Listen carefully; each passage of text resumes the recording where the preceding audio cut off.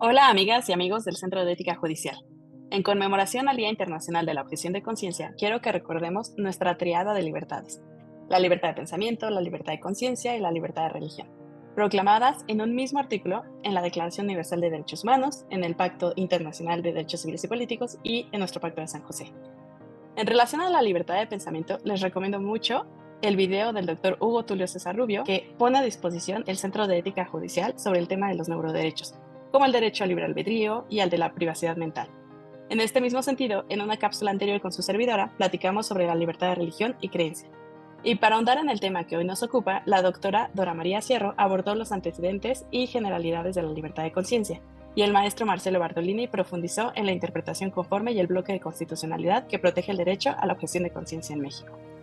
Sumando a estas cápsulas, considero importante resaltar la vigencia del origen militar de este derecho, desde el famoso ejemplo del campeón de boxeo Muhammad Ali, pasando por los objetores estadounidenses a la guerra de Irak que solicitaban condición de refugiados en Canadá, y los ejemplos más recientes de objetores de conciencia en Rusia y el movimiento pacifista ucraniano, quienes reiteran su negativa a tomar las armas y buscan refugio en otros países para evitar ser reclutados en el contexto de la guerra de Ucrania.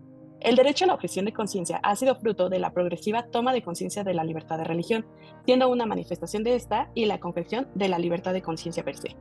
Si bien el camino concreto para el reconocimiento explícito de este derecho tuvo como punto de referencia el servicio militar, a través de este cauce se ha llegado al reconocimiento de otros supuestos en los que puede estar en juego el grave conflicto interior entre la propia conciencia y las exigencias de la ley.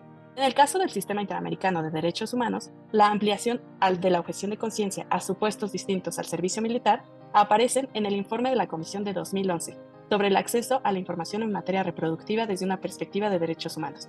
En esta, reconoce, por ejemplo, que los profesionistas de la salud tienen derecho a que se respete su libertad de conciencia, y se insiste en el posible conflicto entre el objetor y los pacientes.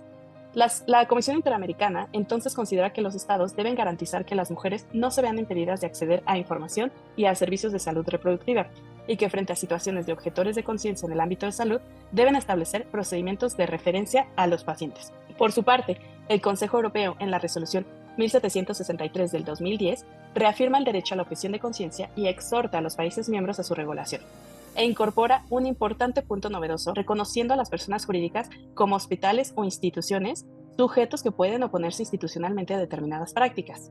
El ejercicio del derecho a la objeción de conciencia no busca la modificación de las leyes o de las políticas públicas, simplemente reconoce el derecho del objetor de conciencia a exentarse de participar en prácticas contrarias a su ética o creencias religiosas. La objeción de conciencia se caracteriza por 4 elementos. 1. Es fundamental para la persona objetora. Se fundamenta en convicciones tan profundas que tienen una importancia total para la gente. 2. Es disruptiva, es decir, que dichas convicciones entran en conflicto con un deber jurídico, una práctica administrativa o una política pública. 3. Es expresa. Es pública en el sentido de que no se busca ocultar el rechazo, sino que debe manifestarse para obtener la dispensa. Y 4. Es privada, en el sentido de que no se pretende eliminar la norma rechazada del ordenamiento jurídico, sino solo ser excusado de su cumplimiento. Si bien no es un derecho absoluto, sino que es un derecho derivado y limitado, como le explica la doctora Dora María Sierra, la negación de ese derecho supone una imposición autoritaria e intolerante que muchas veces se realiza en nombre de un cierto progresismo. En el caso de México, la objeción de conciencia se prevé en 5 legislaciones locales: en Aguascalientes, Colima, Jalisco, Ciudad de México y Tlaxcala. En Ciudad de México, específicamente siendo de las primeras, se reguló considerando la interrupción legal del embarazo.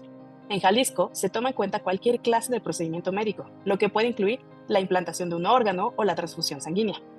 A nivel federal, desde el 2018, la Ley General de Salud prevía la objeción de conciencia en el artículo 10 bis, pero como recordarán en la cápsula del maestro Marcelo Bartolini, en 2021 fue invalidado por una sentencia de la Suprema Corte de Justicia de la Nación, en la que la mayoría de ministros y ministros de la Corte consideraron que, si bien la objeción de conciencia sí es constitucional de manera general, la forma en que el Congreso la regula en la Ley General de Salud fue demasiado general y sin límites suficientes, por lo que exhorta al Congreso de la Unión a que regule este derecho tomando en cuenta diversos puntos indicados en esta sentencia.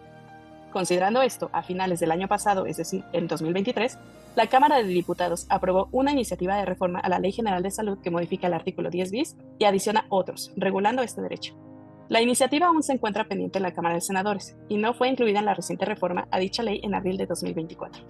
Esta iniciativa ha generado mucha polémica, llegando a considerar que el dictamen tiene como objetivo criminalizar al personal de salud ya que éste debe manifestar a la institución donde presta servicios su intención de ejercer el derecho a la objeción de conciencia. La ley obligaría a la Secretaría de Salud, así como a todas las instituciones de seguridad social, gobernaturas, municipios e instancias particulares, a contar con personal no objetor, que garantice la atención médica. Los órganos de salud tendrían que establecer mecanismos para que el personal decida ejercerlo, catalogando a los trabajadores en objetores o no objetores. Además, la Ley General de Protección de Datos Personales tendría que cuidar la información obtenida del personal del Sistema Nacional de Salud. La iniciativa establece 3 escenarios donde no aplicará la objeción de conciencia. 1. Cuando la vida del paciente está en riesgo. 2. En casos de urgencia médica. Y 3. Cuando implique cualquier tipo de daño prevenible contra la persona en tratamiento. Y no será procedente en caso de insuficiencia de personal, si la negación produce secuelas en el paciente, cuando prolonga el sufrimiento del paciente y cuando no exista una alternativa viable y accesible para brindar el servicio. A este respecto, los representantes de la comunidad médica exigen el respeto a este derecho y que se les permita su libre ejercicio profesional. Ya veremos cuáles son los avances en nuestro país en este respecto. Les agradezco su atención. Por favor, consulten las cápsulas mencionadas en esta charla, así como los diversos materiales que el Centro de Ética Judicial pone a nuestra disposición. Espero verlos pronto en una nueva cápsula y recuerden que un país justo nos beneficia a todos.